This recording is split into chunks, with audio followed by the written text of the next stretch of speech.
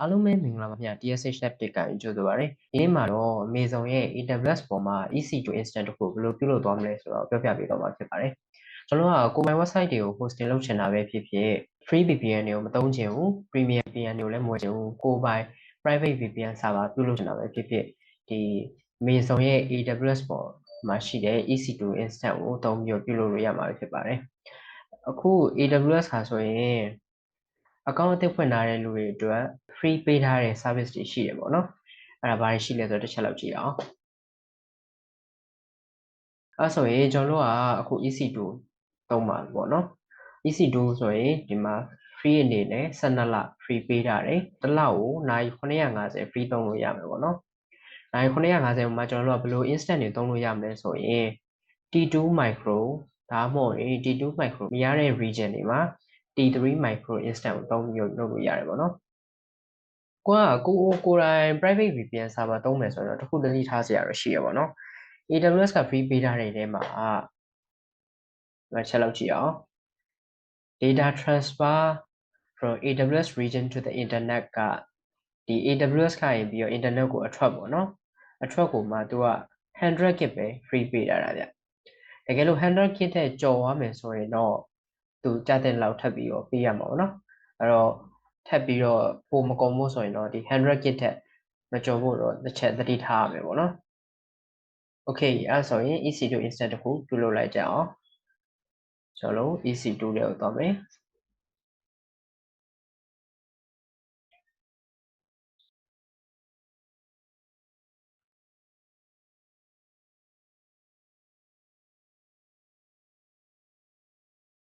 instant တွေကိုသွားမယ်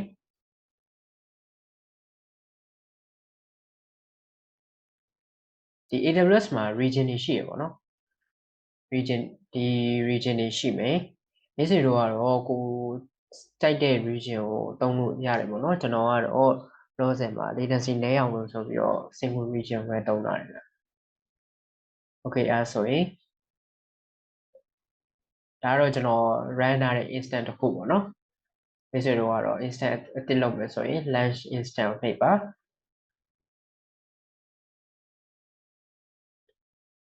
Okay အဲ့ဆိုရင် instant name ကျွန်တော်ကတော့ Ubuntu ကိုပဲသုံးမယ်ပေါ့နော် Okay Ubuntu 22.04 သုံးမယ် Okay ကျွန်တော်တို့ရှေ့မှာကြည့်ခဲ့တဲ့အတိုင်းဒီမှာ T2 micro ရတဲ့ region ဆိုရင်တော့ T2 micro သုံးအောင်ပေါ့နော် free ရတယ်ဆိုရင်ဒီမှာ free လို့ရေးထားမယ်ပေါ့နော် Okay အဲ့ဆိုရင် keypad ကကြတော့ကျွန်တော်တို့ SSH ကတစ်ဆင့်ဝင်မယ်ဆိုရင် keypad လိုတယ်ပေါ့နော်အဲ keypad အတွက် keypad create လုပ်ကြအောင် keypad နဲ့ကိုထည့်မယ် create keypad Okay keypad download ဆွဲသွားပြီပေါ့နော် security group အနေနဲ့ network setting အောက်က security group အနေနဲ့ကကြတော့ create new security group နဲ့ပဲတုံးမယ်ကျွန်တော်တို့ကအခုမှဆက်ချင်းစလုပ်မှာဆိုတော့ SSH ကို anywhere နဲ့ပဲထားရအောင်မယ် Okay ဒီမှာ storage မှာကြတော့ AWS က free ပေးထားတာ 30GB 30GB free ရမယ်ပေါ့နော် 30GB ကိုဒီ12လစာမှာ 30GB free ရမယ် 30GB ကျော်သွားရင်တော့သူသတ်မှတ်ထားတဲ့pricing တိုင်းပေးရမှာပေါ့နော် Okay ကျွန်တော်တို့ကလောဆယ်စမ်းတာဆိုတော့ 8GB နဲ့ပဲစမ်းဖို့မယ်sorry launch instant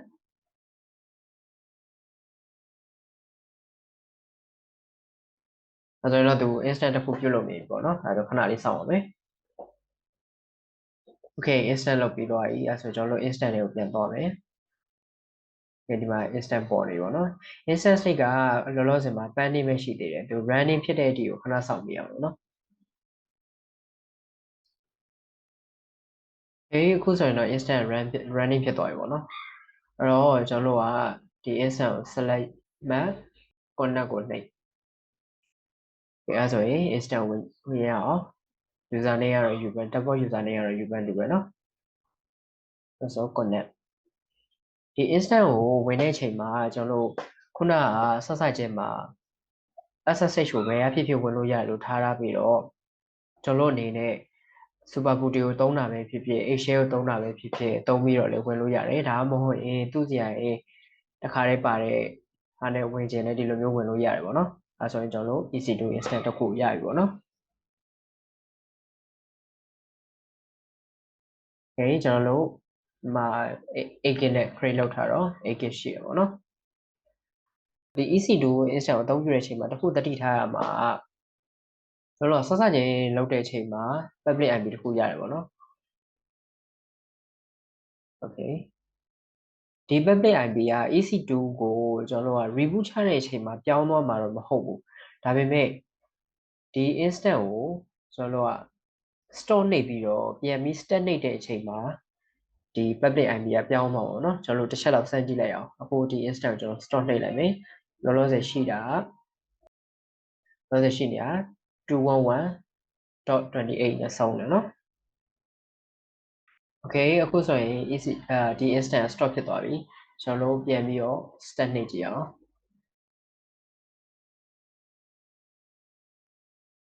stat နှိပ်တဲ့အချိန်ကကျွန်တော်တို့ဒီ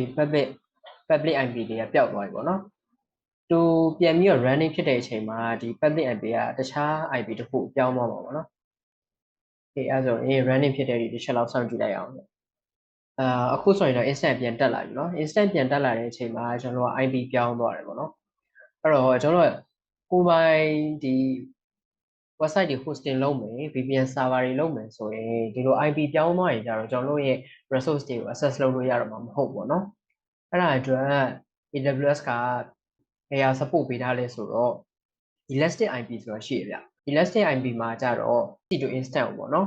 သူ့ရဲ့ public IP ကိုမပြောင်းသွားအောင်ထားပေးလို့ရတယ်ပေါ့เนาะ Okay အဲဆိုရင်ဒါကတော့ကျွန်တော်သုံးထားတဲ့တစ်ခုရှိလို့ပေါ်နေရပါတော့မိတ်ဆွေတို့ကပထမဆုံးစလုပ်မယ်ဆိုရင်တော့ဘာမှဒီနေရာမှာဘာမှရှိမှာမဟုတ်ဘူးပေါ့နော်အဲဆိုရင် locate elastic IP address ကိုနှိပ်မယ် locate နှိပ်မယ်အဲဆိုရင်ဒီအပေါ်မှာပေါ်လာတဲ့ associate this elastic IP address ကိုနှိပ်လိုက်ပါအဲဆိုရင်ကျွန်တော်တို့ကဘယ် instance ကိုသုံးမလဲပေါ့နော်ကျွန်တော်တို့ခုနလုပ်ခဲ့တဲ့ instance က Ubuntu လို့နာမည်ပေးတာတော့ Ubuntu instance ကိုရွေးလိုက်မယ်ပြီးရင် associate နှိပ်လိုက်မယ်အဲဆိုကျွန်တော် instance ကိုပြန်သွားကြည့်လိုက်အောင်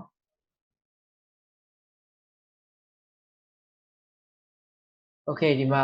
public IP ကခုနကျွန်တော်တို့ elastic ကနေပြီးတော့ allocate လုပ်ထားတဲ့ public IP တွေဖြစ်သွားပြီပေါ့နော်အဲ့လို elastic IP ကိုသုံးပြီးတော့ကျွန်တော်တို့ဒီ instance နဲ့ associate လုပ်ထားရဆိုရင်ဒီ instance က remove ပဲချကျွန်တော်တို့ store နှိပ်ပြီးတော့ step ပြန်နှိပ်တာပဲဖြစ်ဖြစ် IP ကပြောင်းသွားတော့မှာမဟုတ်ဘူးပေါ့နော်ကျွန်တော်တို့ကဒီ web server တွေသုံးမယ်ကျွန်တော်တို့ VPN server တွေသုံးမယ်ဆိုရင်တော့ဒီ elastic IP ကိုသုံးမိရမှာပေါ့နော်Okay ကျွန်တော်တို့ဒီ elastic IP သုံးတာမှာဘယ်ဟာတွေကိုတတိထားရမလဲဆိုတော့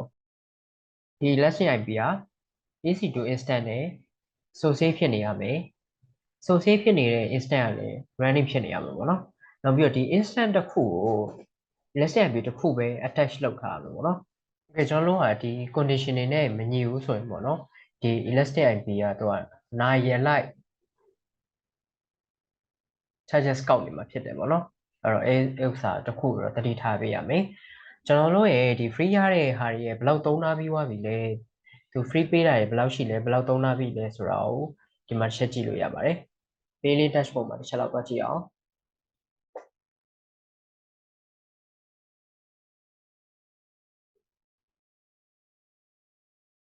free tier မှာသွားကြည့်အောင်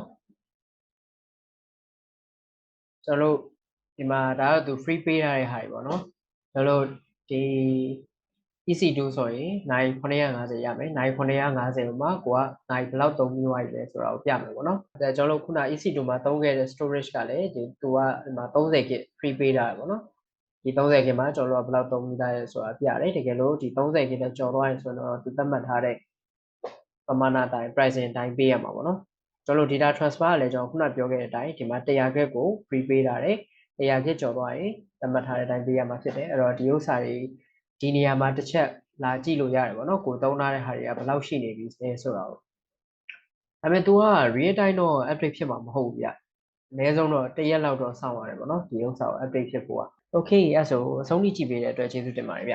ကျွန်တော်တို့နောက်ဗီဒီယိုမှာဆိုရင် EC2 instance ကိုသုံးပြီးတော့ VPN server တစ်ခုဘယ်လိုပြုလုပ်သွားမလဲဆိုတာကိုပြသပေးတော့မှာဖြစ်ပါတယ်အားလုံးပဲကျေးဇူးတင်ပါတယ်ဗျ